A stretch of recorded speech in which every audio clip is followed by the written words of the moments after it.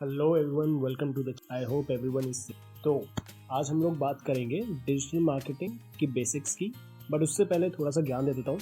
So starting with digital marketing, you should be aware of basic marketing के basics पता होने चाहिए। अगर आपको मार्केटिंग के बेसिक्स अच्छे से पता है तो डिजिटल मार्केटिंग आपके लिए ईजी होने वाला है। ठीक है, नाउ एक ओवरव्यू दे देता हूँ कि इस वीडियो में हम लोग करने वाले हैं। So number 1 is basics of sales and marketing. जैसे मैंने बताया कि आपके पास, क्योंकि सेल्स भी बहुत इंपॉर्टेंट, मार्केटिंग में सेल्स और मार्केटिंग पैरेलली चलती है। काफ़ी लोग इस चीज़ को मानते नहीं हैं, काफ़ी लोगों के अलग अलग point of view, but I will tell you how कि ये कैसे रिलेटेड है।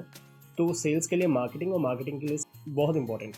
ना इसके बाद हम लोग बात करेंगे ट्रेडिशनल मार्केटिंग क्या होती है और how is traditional marketing different from digital marketing, और इसमें से कौन सा बेटर ऑप्शन है। थर्ड हम बात करेंगे कि B2B यानी कि बिजनेस टू बिजनेस मार्केटिंग कौन सी होती है and business to customer marketing कौन सी होती है, दैट इज B2C। उसके बाद हम लोग कुछ बेसिक टर्म्स मार्केटिंग के देखेंगे जो कि पूरी सीरीज में काम आने वाले हैं, एंड वो एक तरह से पिलर्स है पूरी सीरीज के लिए, क्योंकि वो हर जगह यूज होने वाले हैं। ठीक है, तो वो समझना बहुत ज़्यादा इंपॉर्टेंट है अच्छे से। उसके अलावा हम डेफिनेटली, जैसा कि इस पूरी सीरीज़ में मैंने आपको बताया कि 360 सॉल्यूशंस मैं प्रोवाइड करूँगा डिजिटल मार्केटिंग के, तो उसमें हम ये भी देखेंगे कि डिजिटल मार्केटिंग की आने वाले टाइम में किस हिसाब से ग्रोथ होने वाली है फॉर बिजनेस ओनर्स, स्टूडेंट्स, जो लोग करियर देखना चाह रहे हैं डिजिटल मार्केटिंग में, और मतलब एक ग्लोबल लेवल पे डिजिटल मार्केटिंग का क्या स्कोप आगे होने वाला है। उसके अलावा फाइनली मैं थोड़ा इंट्रो आप लोगों को इस वीडियो में सिर्फ इंट्रो ही दूंगा कि क्या क्या प्लेटफॉर्म्स हम लोग आगे यूज़ करने वाले हैं। प्लेटफॉर्म्स या कह सकते हो आप digital marketing techniques which will include social media marketing, search engine optimization, SEO, SEM, search engine marketing, and उसके बाद inbound email marketing, content marketing, all these things. So ये सब डिजिटल मार्केटिंग टेक्निक्स में कवर होंगी, जिनके मैं separately videos बनाऊंगा क्योंकि मैं वो सब डिटेल में एक्सप्लेन करने वाला हूँ। तो स्टार्ट करते हैं बेसिक्स ऑफ मार्केटिंग से। दोस्तों, मार्केटिंग क्या होती है? ऑब्वियसली हर किसी ने अलग अलग, सबके पास अपनी अपनी डेफिनेशंस हैं, सबके पास अपनी अपनी समझ है मार्केटिंग को लेकर, एंड बहुत कॉम्प्लिकेटेड डेफिनेशंस भी हैं, बट इसे एक सिंपल वे में हम देखें, मार्केटिंग का मतलब है अपने प्रोडक्ट्स और सर्विसेज को प्रमोट करके अपने ऑडियंस तक अवेयरनेस क्रिएट करना उस प्रोडक्ट या सर्विस के रिगार्डिंग। अवेयरनेस से मेरा मतलब है कि क्या आपका प्रोडक्ट है, इसके क्या बेनिफिट्स हैं, ये किन लोगों के लिए है, ऑल दीज डिटेल।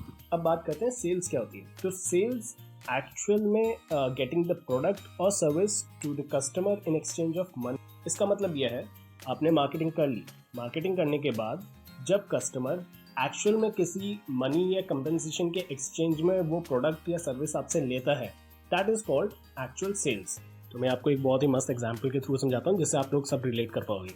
ठीक है, तो एक बंदा है मनोज एक शादी लायक बंदा है, बहुत एलिजिबल बैचलर है, उसके पास खुद की अपनी गाड़ी है, वेल सेटल्ड है, मकान है, ऑल दोस थिंग्स। ठीक है, हमारे घर में भी एक बंदा ऐसा होता है जिसका हर जगह एग्जाम्पल दे, राइट? तो ये वो बंदा है। नाउ जैसे मैंने बोला, मनोज एक शादी लायक लड़का है, तो उसके घर वालों ने और रिश्तेदारों ने क्या किया, उसकी मार्केटिंग करनी शुरू कर। हर जगह अपने आस पड़ोस में, रिश्तेदारों में मनोज का प्रमोशन करने लग गए कि एक लड़का है हमारे नज़र में, वो वेल सेटल्ड है, अच्छी खासी नौकरी है, अच्छा खासा कमाता है, आपकी बेटी को बहुत खुश है। नाउ यहाँ पर वो लोग क्या कर रहे हैं, यहाँ पर वो मनोज की मार्केटिंग कर रहे हैं, उसके बेनिफिट्स बता रहे हैं, क्या है उसकी क्वालिटीज़, वो सब बता रहे हैं। तो यहाँ पे मनोज की मार्केटिंग हो रही है। अब ऐसा तो नहीं है कि मनोज के घर वाले या जो रिश्तेदार हैं वो हर घर में मनोज की मार्केटिंग कर रहे हैं, वो एक स्पेसिफिक ग्रुप को टारगेट करके उनको पिच कर रहे हैं। वो टारगेट ग्रुप क्या होगा? वो होगा जिनके घर में बेटियां शादी लायक है, राइट? तो वो सपोज उनकी नज़र में 100 लोग हैं, 100 में से 10 लोग ऐसे हैं जिनकी बेटी शादी लायक है। तो ये हो गए हमारे टारगेट ऑडियंस। ये जो 10 है वो हो गई हमारी टारगेट ऑडियंस। ये टर्म आप अच्छे से सुन लो, लिख लो, ये आगे बहुत यूज होने वाला है। ना उन 10 लोगों में से 5 लोगों को मनोज पसंद आया, 5 लोगों ने मनोज को रिजेक्ट कर दिया। अब जो 5 लोग हैं जिनको मनोज पसंद आया है, वो है पोटेंशियल लीड्स। इन्हें हम बोलते हैं लीड्स सेल्स की टर्म में। तो लीड्स क्या होती हैं? सपोज हमने 10 लोगों को टारगेट किया है, 10 में से 4 या 5 लोग हमारे प्रोडक्ट या सर्विस में इंटरेस्टेड है, उन्होंने हमारे लिए कोई क्वेरी डाली है या फिर इंटरेस्ट शो किया है, हमें कॉन्टैक्ट किया है, that means it's a lead. यहाँ पर हो गया है मार्केटिंग का काम खत्म। मनोज के घर वालों को 5 लीड्स मिल गई हैं। अब नेक्स्ट स्टेप होता है सेल्स का। अब यहाँ से सेल्स स्टार्ट हो जाएगी और ये सेल्स करेगा कौन? सेल्स पर्सन, यानी कि मनोज के मम्मी पापा, मनोज खुद, या फिर उसके क्लोज वन। अब ये सेल्स मीटिंग होगी किन के साथ? जो वो 5 लीड्स थी उनके इन्फ्लुएंसर्स या फिर डिसीजन मेकर के साथ। तो इन्फ्लुएंसर्स एक तरह से हो गए लड़के वालों के माँ बाप, और जो डिसीजन मेकर है वो हो गई लड़की। इस तरह से जो मनोज की फैमिली है उनकी 5 मीटिंग्स हुई उन 5 लीड्स के साथ। This is a part of sales. अब यहाँ पे थोड़ा दोनों पार्टीज़ के बीच में डिस्कशन चल रहा है, buying party and the selling party. हालांकि इस एग्जाम्पल में ना कोई बाइंग पार्टी है ना सेलिंग पार्टी है, जस्ट फॉर एग्जाम्पल मैं आप लोगों को ये रेफरेंस ले रहा हूँ। उसके बाद ये डिस्कशंस होंगे, मीटिंग्स होंगी, उसमें डिसाइड करेंगे, थोड़ा नेगोशिएशन होगा, नहीं हम यहाँ नहीं शादी करेंगे, ये ज़्यादा थोड़ा महंगा बैंकेट हॉल है, हम थोड़ा सस्ता वाला देख पाएँ क्योंकि बजट हमारा कम है, कब शादी करें, डिलीवरी कब तक हो जाएगी, यानी कि लड़की अपने ससुराल कब तक आ जाएगी, कितने दिन का प्रोग्राम होने वाला है, यानी कि कितने दिन ये शादी का रस्में वगैरह चलेंगी। तो ये सब होता है सेल्स टाइम पे डिस्कशन। नाउ अब ये जो 5 लीड्स थी, मीटिंग के बाद मनोज के मम्मी पापा देखते हैं ओके इन 5 में से कौन सी लीड सबसे बेटर थी उनके घर के लिए। ठीक है, तो वो डेफिनेटली एक ही होने वाली है। तो वो जो एक लीड है आखिर में जाके जब उनकी शादी हो जाती है वहाँ पर हो जाता है सेल्स प्रोसेस ख़त्म। उस पॉइंट को बोलते हैं कन्वर्जन, जहाँ पर ऑलरेडी एक जो एक्सपेक्टेड एक्शन है हमारा वो अटेन हो जाता है। That can be of any form, जो भी हमारा हम गोल लेके चलते हैं वो जब अटेन हो जाता है हमारा, तो that means the conversion has been done. वहाँ पर कन्वर्जन हो गया है। तो ये होती है पूरी marketing and sales cycle in brief. मैं ये आपको एक प्रोडक्ट के एग्जाम्पल से अच्छे से और समझाऊंगा आने वाली सीरीज़ में। अब समझते हैं कि कैसे मार्केटिंग और सेल्स आपस में तो हम उसी एग्जाम्पल को कंटिन्यू करें। तो सपोज मनोज के जो माँ बाप हैं या फिर उसके जो रिलेटिव्स हैं उन लोगों ने टारगेटिंग सही ग्रुप में नहीं की।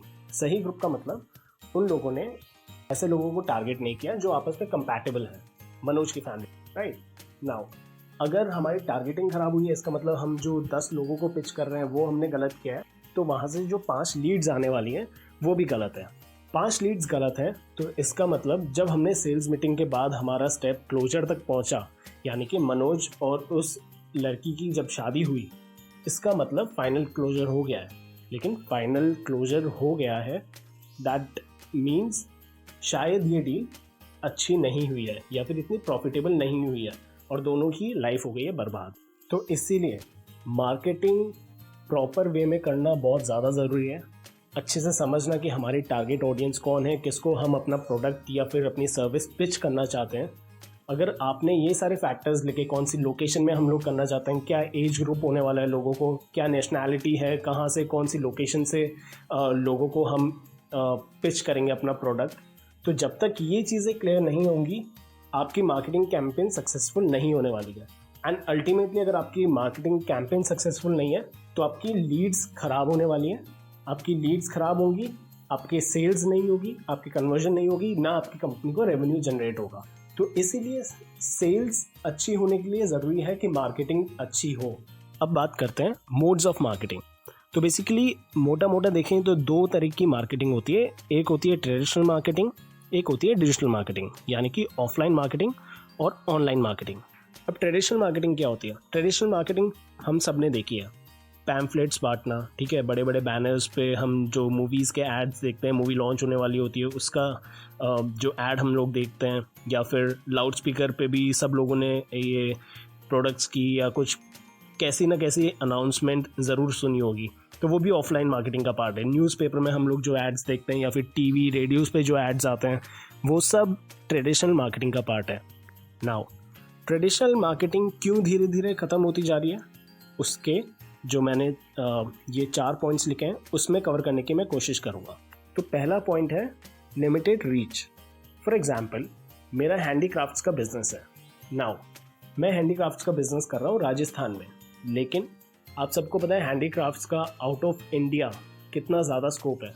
वो लोग यहाँ जब आते हैं तो उन्हें एक नॉर्मल सी चीज़ डॉलर्स में चार्ज करते हैं क्योंकि उन्हें हैंडीक्राफ्ट्स बहुत ज़्यादा पसंद होता है। इसका मतलब ये है कि हाँ, मेरी टारगेट ऑडियंस भी ज़रूर वहाँ पे भी है, बट क्या मैं वो ये ट्रेडिशनल मार्केटिंग के थ्रू कर सकता हूँ? क्या मैं यूएस जाके बैनर्स लगाऊंगा कि राजस्थान में मेरी शॉप है, आप यहाँ आइए या फिर आप वहाँ से ऑर्डर करिए, या फिर मैं वहाँ के न्यूज़पेपर में ऐड छपवाऊंगा? नहीं ना। तो ये एक बहुत बड़ा चैलेंज है, जिसे बोलते हैं लिमिटेड रीच। मैं राजस्थान में ज़रूर बैनर लगवा सकता हूँ, राजस्थान में अपनी मार्केटिंग कर सकता हूँ ज़्यादा से ज़्यादा। मैं इनफैक्ट प्रैक्टिकली देखा जाए तो ऑल ओवर इंडिया भी मार्केटिंग नहीं कर सकता। तो यह है इसका पहला चैलेंज। सेकेंड बहुत इंपॉर्टेंट पॉइंट है कि ट्रेडिशनल मार्केटिंग में ट्रैकेबिलिटी नहीं होती है। ट्रैकेबिलिटी से मेरा मतलब है, फॉर एग्जाम्पल मैंने अपनी सिटी में एक बैनर लगवाया, राइट नाउ मैं ये नहीं ट्रैक कर पाऊंगा कि वो बैनर कितने लोगों ने देखा, कितने लोग उस बैनर को देखकर मेरे शोरूम में आए। सपोज एक दिन में मेरे शोरूम में 10 लोग आए, हो सकता है वो सारे 10 लोग वो बैनर देखकर आए हो सकता है वो 10 लोग बैनर देखकर नहीं, सारे रेफरेंसेस के थ्रू आए हो, या फिर मेरे शॉप के सामने से निकल देते थे तो इसलिए आए हो। बट मेरे पास कोई डेटा नहीं है जिससे कि मैं ट्रैक कर पाऊँ। ऑल्सो मैं ये भी ट्रैक नहीं कर सकता कि वो बैनर किस टाइप के लोगों ने देखा है, किस टाइप के लोग वो बैनर को ज़्यादा पसंद कर रहे हैं, क्या वो लड़कियां हैं, क्या वो लड़के हैं, किस एज ग्रुप के लोग वो बैनर को देख के ज़्यादा अट्रैक्ट हुए हैं। क्योंकि डेफिनेटली जो लोग ज़्यादा अट्रैक्ट होंगे मेरे बैनर देख के, वही मेरी टारगेट ऑडियंस होगी। तो इसका मतलब मुझे टारगेट ऑडियंस का पता ही नहीं लग रहा है। वो बैनर एक रैंडम एक्टिविटी कर रहा है जिसको मैं ट्रैक नहीं कर पा रहा हूँ, और ना मैं ये देख पा रहा हूँ कि कितने लोगों ने कितनी बार उस ऐड को देखा। तो इसका मतलब जो जितना भी मैंने बैनर में इन्वेस्ट किया है, मुझे नहीं पता लग पा रहा है कि वो रिटर्न ऑन इन्वेस्टमेंट कितना हो रहा है, राइट। नेक्स्ट पॉइंट है cannot calculate rate of spend, right now इसका मतलब ये है कि सपोज मैंने 10,000 रुपये का बैनर लगवाया 5 दिन के लिए। नाउ अब मुझे ये नहीं, डेफिनेटली जब मुझे ये नहीं पता लगेगा कि वो बैनर देख के कितने लोग आ रहे हैं, तब तक मुझे ये नहीं पता लगेगा कि वो उस बैनर का लगाने का फ़ायदा है भी या नहीं। हो सकता है उसका बहुत ज़्यादा यूज़ हो सकता है उसका कोई यूज़ ही नहीं हो, या फिर वो जो मैंने लगवाया है जहाँ पे बैनर, शायद वो लोकेशन उसके लिए प्रॉपर लोकेशन नहीं है। अगर मैं वो कहीं और लगवाऊंगा तो हो सकता है कि मेरे पास ऑडियंस ज़्यादा है, या फिर मेरे पास इंक्वायरीज ज़्यादा है, मेरे पास कॉल ज़्यादा है, ट्रैफिक ज़्यादा है, तो ये पॉसिबिलिटी है। बट डेफिनेटली मुझे जब तक ट्रैक ही नहीं कर पाऊंगा, ये भी नहीं पता लगेगा कि मैं किस लोकेशन में उस बैनर को लगवाऊँ। जो नेक्स्ट चैलेंज है वो है रीटारगेटिंग। अब रीटारगेटिंग क्या होती है? फॉर एग्जाम्पल कोई बंदा है, वो आपके एड्स बार बार देख रहा है, इसका मतलब वो आपके प्रोडक्ट में या आपकी सर्विस में इंटरेस्टेड है। तो मैं वापस अगर उसे ही ऐड दिखाऊंगा तो चांसेस है कि वो जल्दी कन्वर्ट होगा, क्योंकि वो ऑलरेडी आपके प्रोडक्ट में इंटरेस्टेड है, राइट। इसे बोलते हैं रीटारगेटिंग, बार बार उसी बंदे को अपना प्रोडक्ट की मार्केटिंग करना। फॉर एग्जाम्पल आप अपनी फैमिली के साथ गए हो मूवी देखने, उस थिएटर में 100 लोग बैठे हैं। अब इंटरवल के टाइम पे उसमें एक एसी का ऐड चलता है, राइट नाउ उन 100 लोगों में से शायद 10 लोग एसी खरीदने में इंटरेस्टेड होंगे, राइट। बट क्या उस एसी कंपनी के पास ऑप्शन है कि जैसे ही आप थिएटर के बाहर निकले आप लोगों को वो वापस से अपने प्रोडक्ट का प्रमोशन करें? नहीं है ना वो प्रैक्टिकली पॉसिबल। भाई उस कंपनी के पास आपका कोई डेटा ही नहीं है कि आप लोग के माइंड में क्या चल रहा है, आप लोग इंटरेस्ट हो या नहीं, राइट। या फिर आप लोग कहाँ रहते हो, या तो ये हो कि वो कंपनी ने एक आपके पास आपने कहीं पे अपना डेटा सबमिट किया और कंपनी ने अपना बंदा भेजा कि रोज़ सुबह जाके इसको हमारा बैनर दिखा, ठीक है, वो हो गई रीटारगेटिंग। बट प्रैक्टिकली ये पॉसिबल नहीं है ना, ये मैं कंसेप्ट समझाने के लिए आपको बता रहा हूँ। रोज़ बंदा आ रहा है, आप जो भी वो 10 लोग इंटरेस्टेड थे उन सबको वही बैनर बार बार दिखा रहे हैं जब तक वो खरीद नहीं लेता, या फिर वो डिसीजन नहीं ले लेते हैं कि नहीं मुझे नहीं लेना है या फिर हाँ मुझे लेना है, राइट। बट ऐसा तो आपने कभी मूवी जाने से पहले कोई डेटा ऐसा दिया नहीं होगा जो कि उस एसी कंपनी के पास शायद पहुंच सके, राइट। तो यही सब चैलेंजेस जो हैं इनको कंसिडर करके इसका एक सोल्यूशन आया है, बहुत ही प्यारा सोल्यूशन, वो है डिजिटल मार्केटिंग या फिर ऑनलाइन मार्केटिंग। नाउ मैं पहले बता देता हूँ कि डिजिटल मार्केटिंग किस टाइप की होती है, हालांकि आप सबको पता होगा, बट इन केस अगर किसी ने नहीं कभी ध्यान दिया तो सपोज़ आपने फेसबुक खोला तो फेसबुक पे आपको आजकल काफ़ी सारे एड्स दिख रहे होंगे, या फिर आपने इंस्टाग्राम पे काफ़ी सारे एड्स देखे होंगे जिनके नीचे स्पॉन्सर्ड लिखा हुआ तो है, या फिर आपने कोई स्टोरी देख रहे हो तो बीच में किसी कंपनी का ऐड आ गया या फिर कुछ भी ऐड आ गया, राइट। या फिर आपने गूगल पे कुछ प्रोडक्ट सर्च किया और उसके ऊपर आपकी जो स्टार्टिंग के 2-3 लिंक्स हैं उसमें आपको एड्स दिखता है, तो वो ये सब है digital ad, that means digital marketing. Advertisement ही तो है digital marketing. Advertising on digital platforms is called digital marketing. Now इसने हमारा एक पहला चैलेंज बहुत ही प्यारे तरीके से ख़त्म कर दिया है, जो कि है ट्रैकेबिलिटी। सपोज मैं फेसबुक स्क्रॉल कर रहा हूँ और मुझे बीच में एक ऐड दिख गया, उस ऐड पे मैंने क्लिक कर दिया, तो वो जो क्लिक है वो बैकएंड पे कहीं ना कहीं स्टोर होगा। सिमिलरली अगर मैं कोई ऐड रन कर रहा हूँ फेसबुक, तो मैं ये सारा ट्रैक कर सकता हूँ कि वो ऐड कितने लोगों को दिखा, उन लोगों में से कितने लोगों ने उस पर क्या एक्शन लिया है, उन्होंने क्लिक किया है या फिर उन्होंने एक वीडियो पूरा कंप्लीट देखा है या कितने सेकंड्स तक वो वीडियो देखा है या फिर उसे शेयर किया है, उस पर कमेंट किया है। ये सब फेसबुक ट्रैक करता है और वो फेसबुक मुझे in the form of insights ये सारी डिटेल मुझे प्रोवाइड करेगा। सिमिलरली ये जो रिपोर्टिंग सिस्टम है ये हर प्लेटफॉर्म पे होता है। सपोज अगर मैंने गूगल पे कोई ऐड रन किया है तो फिर उस पर कितने लोगों ने उस ऐड पे क्लिक किया है, या फिर मैं कोई ईमेल मार्केटिंग कैंपेन रन कर रहा हूँ तो उनमें से कितने लोगों ने मेरा ईमेल खोल के देखा है, उस ईमेल में कितने लिंक्स किए हैं, वो सारी डिटेल्स मुझे बताएगा email service provider, right. Similarly Google के केस में मुझे गूगल एनालिटिक्स वो सब बताएगा। फेसबुक के केस में फेसबुक का खुद का ट्रैकिंग सिस्टम है जो इनसाइट्स वो मुझे बताएगा। तो हर प्लेटफॉर्म का अपना अपना एक ट्रैकिंग सिस्टम होता है और अपनी अपनी रिपोर्ट्स का एक फॉर्मेट होता है जो कि आपको सारी डिटेल्स देगा, जो भी आपका एंड यूज़र उस पर आपकी जो भी एक्टिविटी करता है, राइट। तो ये ट्रैकेबिलिटी ने मेरा एक और इशू जो था वो रिजॉल्व कर दिया, जो कि रीमार्केटिंग है, राइट। नाउ इन रिपोर्ट्स की बेसिस पे मुझे ये पता लग जाएगा कि ये मेरा जो ऐड है, जो मैंने ऐड रन किया है, वो कितने लोगों तक पहुंचा है, किस टाइप के लोगों ने सबसे ज़्यादा उसमें एंगेजमेंट किए, एंगेजमेंट इन द फॉर्म कि कितने लोगों ने उसको लाइक्स किया है, किस टाइप के लोगों ने उसको लाइक्स किया है, या फिर मैंने कोई एक वीडियो ऐड चलाया है तो किस टाइप के लोगों ने, किस एज ग्रुप के लोगों ने, किस लोकेशन से वो ऐड सबसे ज़्यादा देखा है। तो मैं नेक्स्ट टाइम जब भी सिमिलर प्रोडक्ट के लिए कैंपेन करूँगा तो मैं सबसे पहले उन लोगों को ही या फिर उसी टाइप की सिमिलर ऑडियंस को टारगेट करूँगा, वो क्योंकि उससे मेरी प्रोबेबिलिटी कन्वर्जन की ज़्यादा होगी।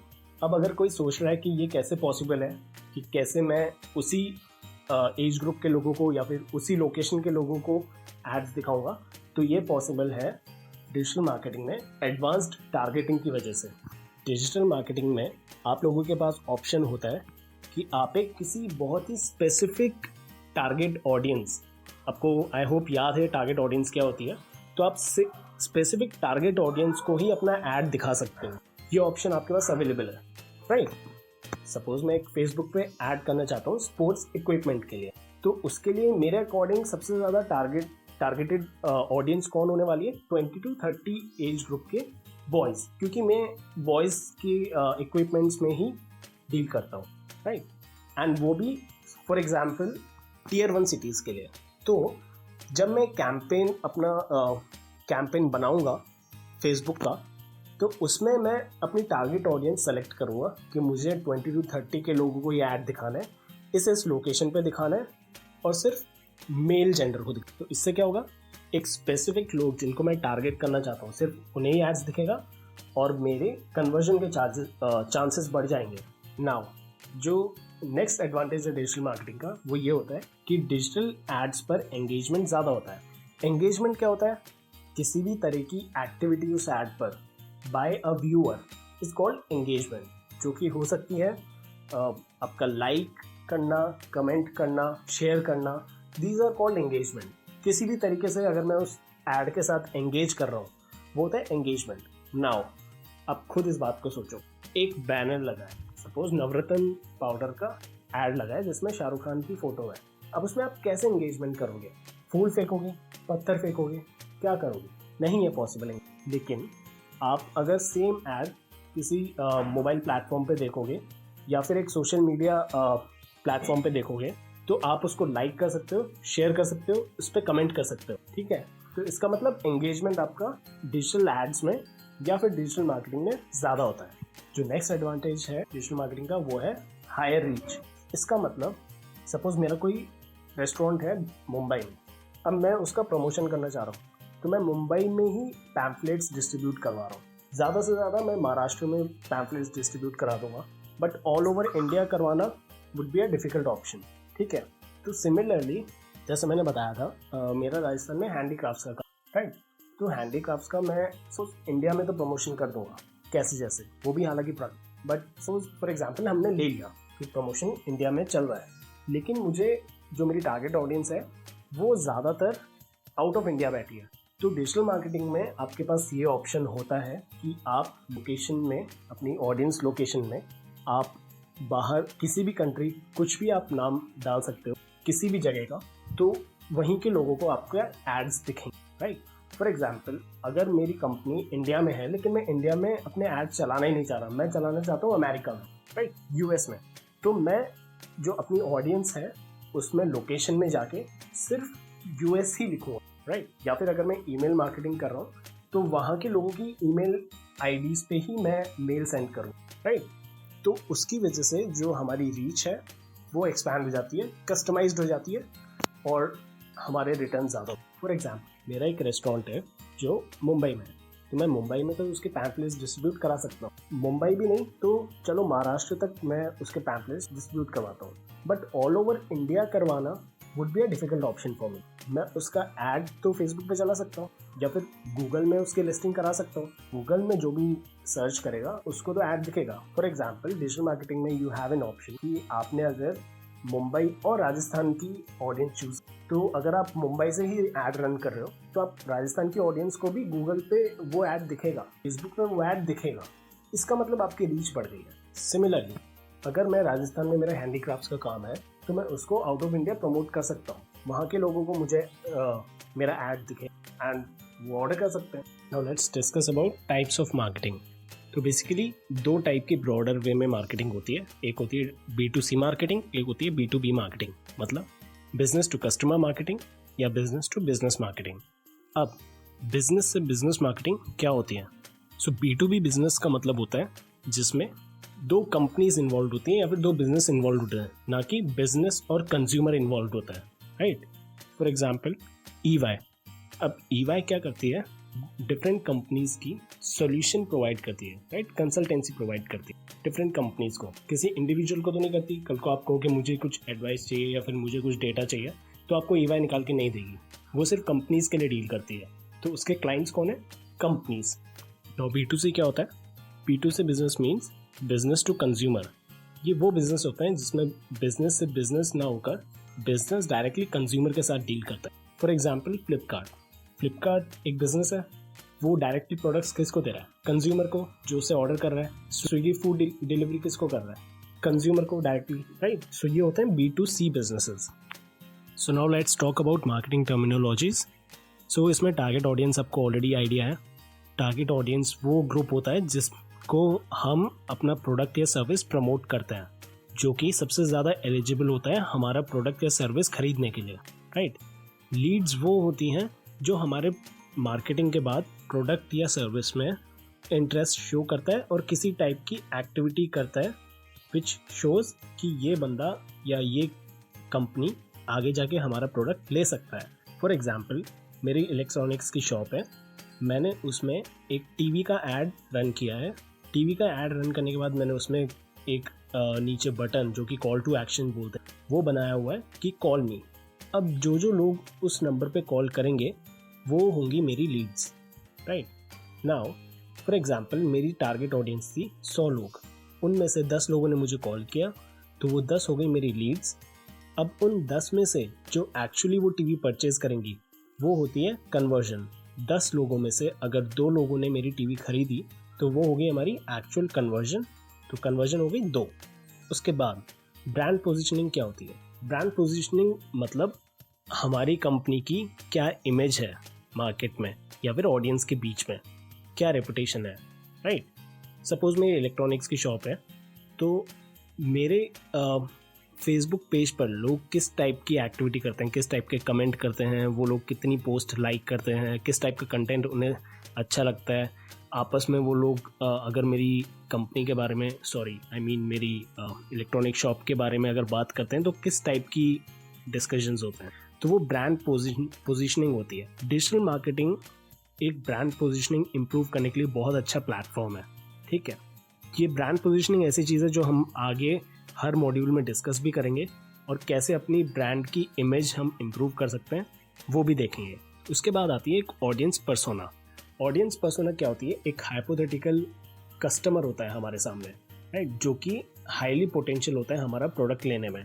हम उसी को कंसिडर करके अपने मार्केटिंग कैंपेन्स बनाते हैं, राइट। नेक्स्ट आता है यूज़र जर्नी।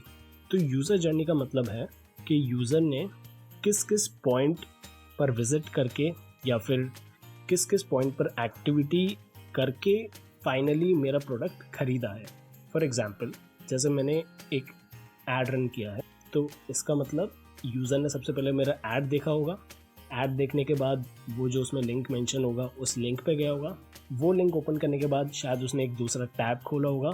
दूसरा टैब खोलने के बाद उसने शायद और थोड़ी रिसर्च करी होगी एंड उसके बाद एक्चुअल परचेज किया होगा। तो ये हो गई पूरी एक यूज़र जर्नी। मैट्रिक्स क्या होते हैं? मैट्रिक्स बेसिकली एक यूनिट्स होती हैं मार्केटिंग में जो आपकी एड कैंपेन्स की परफॉर्मेंस मेजर करता है, राइट। फॉर एग्जांपल, जैसे हम टेम्परेचर मेजर करने फ़ारेनहाइट, सेल्सियस, राइट, कि अगर ज़्यादा सेल्सियस है इसका मतलब टेम्परेचर। उसी तरीके से मार्केटिंग की टर्म्स में जो मैं सपोज मैंने एक ऐड रन किया है तो उसकी रीच कितनी है, रीच का मतलब वो कितने लोगों तक पहुंच पा रही है, उसका इम्प्रेशन क्या है। Impression is also matrix. इसका मतलब वही ऐड कितनी बार दिखा लोगों, या फिर उस पर क्लिक्स कितने हुए हैं, उस पर लाइक्स कितने हुए हैं। ये जो सारी फैक्टर्स होते हैं दीज आर कॉल्ड मैट्रिक्स। तो इसी पे डिपेंड करता है कि हमारी मार्केट कैंपेन कैसा है। सपोज अगर किसी कैंपेन पे ज़्यादा लाइक्स है, इसका मतलब हमारा ऐड अच्छा परफॉर्म कर, या फिर ज़्यादा शेयर्स है, इसका मतलब हमारा कंटेंट, हमारा ऐड अच्छा है एंड वो अच्छा परफॉर्म कर रहा है, उस पर एंगेजमेंट ज़्यादा आ रही है। अब देखते हैं डिजिटल मार्केटिंग की ग्रोथ अपॉर्चुनिटीज़। तो मैं इसमें आपको कुछ फिगर्स बताऊंगा, तो उसके बेसिस पे यू कैन सी कि किस तरह से डिजिटल मार्केटिंग का ग्रोथ हो रही है। So basically as you can see 20 to 30% rate के साथ इंडिया में एनुअली इंक्रीज हो रहा है। और जब से ये जियो या फिर ये नेट सस्ते हुए हैं तब से ये डिजिटल मार्केटिंग और ज़्यादा ग्रो हो गई है, क्योंकि इंटरनेट यूसेज इंडिया में ज़्यादा हो रहा है, right. Every month internet users are increasing. इसी की वजह से जो मार्केटिंग बजट्स हैं कंपनीज में, सबको पता होगा हर कंपनी में हर डिपार्टमेंट में बजट अलॉट होता है। सपोज 1 करोड़ का बजट आया तो वो लर्निंग एंड डेवलपमेंट में 10 लाख चला, ठीक है, टेक्निकल डिपार्टमेंट में 10 लाख चला एंड सिमिलरली मार्केटिंग में 10 लाख चला। इसी तरीके से वो बजट पूरा एलोकेट होता है। तो 13% increment has been observed in marketing budget for these company. इसका मतलब मार्केटिंग को बहुत ज़्यादा इंपॉर्टेंस दी जा रही है। हालांकि हमेशा से मार्केटिंग बहुत ही इंपॉर्टेंट फैक्टर रहा है, बट इसकी और इम्पोर्टेंस अब बढ़ती ही जा रही है जब से डिजिटल मार्केटिंग। अगर जॉब्स की बात करें तो सिर्फ इंडिया की ही मीडिया इंडस्ट्री में 20 लाख से ज़्यादा जॉब्स आने वाली हैं। तो अगर मैं फैक्ट्स और फिगर्स को ना देख के भी आपको अगर मैं पर्सनल एंड से बताऊं अपने एक्सपीरियंस से डिजिटल मार्केटिंग में आपका कितना ग्रोथ हो सकता है, तो आप एक बेसिक सा एग्जाम्पल लेके चलिए। देखो, हर कंपनी चाहती है कि मेरी है या सर्विस है वो ज़्यादा सेल होगी। ज़्यादा सेल कब होगी? तब उसकी मार्केटिंग है। इसका मतलब हर कंपनी की अच्छी मार्केटिंग रिक्वायरमेंट हमेशा रहने वाली है और हर कंपनी को इसकी ज़रूरत, ना ही जब कंपनी को, जब जो स्मॉल बिजनेसेस है, ठीक है, small scale large scale businesses है, उन सबको मार्केटिंग की बहुत ज़्यादा और हमेशा रहेगी, क्योंकि टारगेट ऑडियंस तक सबको पहुंचना है, रीच सबको बढ़ानी है, अपना प्रोडक्ट अवेयरनेस हर किसी कंपनी की हर कंपनी को, तो मार्केटिंग ज़्यादा होने वाली है। इसके अलावा हर बंदा ये चाहता है मैं अपने हिसाब से काम करूँ, अपने टाइम के अकॉर्डिंग, कंफर्ट के अकॉर्डिंग काम। तो वो एक ऑप्शन डिजिटल मार्केटिंग में बहुत अच्छा ऑप्शन है, क्योंकि डिजिटल मार्केटिंग ऐसे जॉब्स प्रोवाइड करता है जो मोस्टली वर्क फ्रॉम होम होते हैं, या फिर ये फ्रीलांस अपॉर्चुनिटीज़ भी बहुत अच्छी प्रोवाइड करता है। क्योंकि जैसा मैंने बताया मार्केटिंग हर किसी को चाहिए, तो ना ही इंडिया बल्कि बाहर के लोग इंडियंस को ज़्यादा प्रेफर है कि वो उनके डिजिटल मार्केटिंग एक्टिविटीज़ परफॉर्म करें, डिजिटल मार्केटिंग जॉब्स परफॉर्म करें। इंडिया में जो रेट होती है वो कम होती है एंड दे पे इन USDs, राइट। तो इसीलिए इस चीज़ की रिक्वायरमेंट, एंड यहाँ पे लोग कुछ घंटे काम करके USDs में पैसा कमाते, डॉलर्स में पैसा और अच्छा पैसा कमाते। सो बेसिकली वो एक्चुअल सेंस में वो इंडिपेंडेंट है, अपने अकॉर्डिंग काम करते हैं। उन्होंने सिर्फ स्किल डेवलप किया है एंड वो प्रोजेक्ट्स लेते हैं। हाँ, इनिशियली आप लोगों को थोड़ी डिफिकल्टी हो सकती है इस प्रोजेक्ट्स उठाने में, तो इसीलिए मैं इस पूरी सीरीज़ में आगे आने वाले वीडियोस में सेपरेटली फ्रीलांसिंग की भी, कैसे आपको फर्स्ट प्रोजेक्ट अपना उठाना है और कैसे अपना फ्रीलांस करियर स्टार्ट करना है, तो मैं वो सब भी आप इस सीरीज़ में आगे कवर करने वाला हूँ।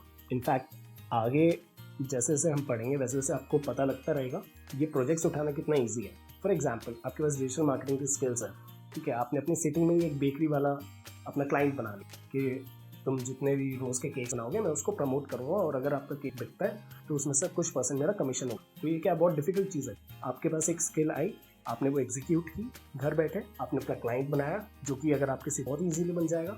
सिमिलरली आप उसको और एक्सपेंड करोगे, अपनी सिटी से बाहर जाओगे, बाहर अपने पुराने क्लाइंट्स का रेफरेंस देके, एंड सिमिलरली आपको बहुत इजीली फ्रीलांस वर्क स्टार्ट कर सकते हो, खुद की एजेंसी भी स्टार्ट कर सकते हो। एजेंसी इसी तरह से स्टार्ट होती है, डायरेक्टली कोई एक 100 क्लाइंट्स का बल्क उठ के नहीं आ जाता है। एजेंसीज भी इसी तरह, जब काम बढ़ जाता है पहले वो फ्रीलांसिंग वर्क करते हैं इसी तरीके से एक ग्रुप, उनका काम बढ़ जाता है तो आगे जाके वो एजेंसीज बन जाती हैं, जस्ट लाइक दैट। उसके अलावा एक फैक्ट और देखें हम तो, जो भी हम स्मॉल स्केल बिजनेसेस देखते हैं किसी भी टाइप का हुआ, चाहे शायद हम अपनी सिटी में देखें तो एक मिर्च की फैक्ट्री या फिर कोई होलसेल डीलर है, ठीक है, वो लोग भी आजकल डिजिटल मार्केटिंग के लोग हैं, और जब से उन लोगों ने डिजिटल मार्केटिंग यूज़ करना शुरू किया है उनकी एक बहुत अच्छी ग्रोथ हुई है सेल्स में।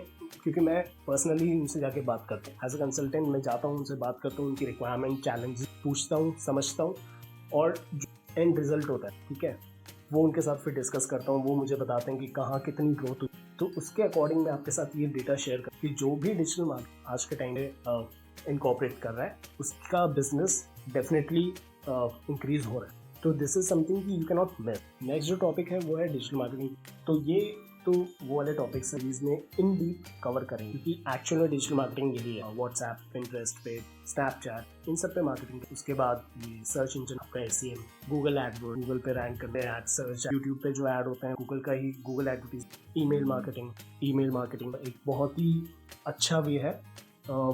ईमेल मार्केटिंग में आपका ROI, रिटर्न ऑन इन्वेस्टमेंट, तो ये बहुत सारी कॉर्पोरेट ये ईमेल मार्केटिंग बहुत ज़्यादा यूज़ कर, and email marketing mostly her company किसी न किसी फॉर्म में। इसके भी अलग अलग पर्पस होते हैं। आप ब्रांड सेलिंग पर्पस के लिए कर रहे हो या फिर ब्रांड पोज के लिए कर रहे हो, रीटारगेटिंग के बहुत सारे इसके भी गोल्स होते हैं जो कि हम आगे उसके अलावा search engine optimisation, organic way में बिना ऐड के फ्री वे में आप कैसे गूगल, वो हम। इसके अलावा इनबाउंड मार्केटिंग का मतलब होता है क्लाइंट आपके पास आ रहा है, ना कि आप client. Pull marketing, pull method, not a push method. तो ये सिमिलरली आगे कंटेंट मार्केटिंग भी आएगी, तो कुछ चीज़ें आने वाले इन डिटेल। वुड रिकमेंड कि आप एक बार गो थ्रू करो। और एक और बहुत ही मेनली हम नेक्स्ट वीडियो से स्टार्ट करेंगे। नेक्स्ट वीडियो हमारा होने वाला है ब्लॉग के ऊपर, क्योंकि आई बिलीव जो लोग भी ये वीडियो देख रहे होंगे शायद हो सकता है उनके पास किसी भी तरह की ऑनलाइन होल्डिंग नहीं है, ना उनके पास एक ब्लॉग है, ना ही एक कोई वेबसाइट है, राइट। तो उसमें मैंने एक स्टेप बाय स्टेप, यूट्यूब पे मैंने बहुत सर्च किया है, कहीं पे भी इतना अच्छा कंटेंट नहीं है जिसको मैं इजीली रेफर करके और एक ही बारी में ब्लॉग बनाने में भी काफ़ी चीज़ें होती है अगर आप वर्डप्रेस पे बना। एंड आई वुड रिकमेंड कि बजाय ब्लॉगर टाइप की साइट्स पे आप वर्डप्रेस पे बनाओ, ताकि इन केस अगर आपका आगे जाके आपका ब्लॉग चल जाता है तो आपके पास उसका पूरा राइट होगा, आप उसके मोनेटाइज भी कर सकते हो, उससे पैसा भी कमा सकते हो। तो मैंने नेक्स्ट वीडियो में पूरा कवर किया हुआ है कि कैसे आपको आप फ्री लोगे ब्लॉग के लिए, कैसे आप स्टेप बाय स्टेप ब्लॉग बनाओगे वर्डप्रेस। और वो वीडियो बहुत ज़्यादा इंपॉर्टेंट, खासकर उन लोगों किसी भी तरह की होल्डिंग। इन केस अगर आपके पास कोई ब्लॉग या वेबसाइट ऑलरेडी है तो आप वो वीडियो स्किप करके सीधा सोशल मीडिया मार्केटिंग, जो कि हमारी पहली लिस्ट ऑफ वीडियोस होने वाली है, सोशल मीडिया मार्केटिंग से आप स्टार्ट कर सकते हो। Okay guys, thanks a lot, share your love and keep supporting. Kindly subscribe the channel and hit the bell icon. Thanks a lot.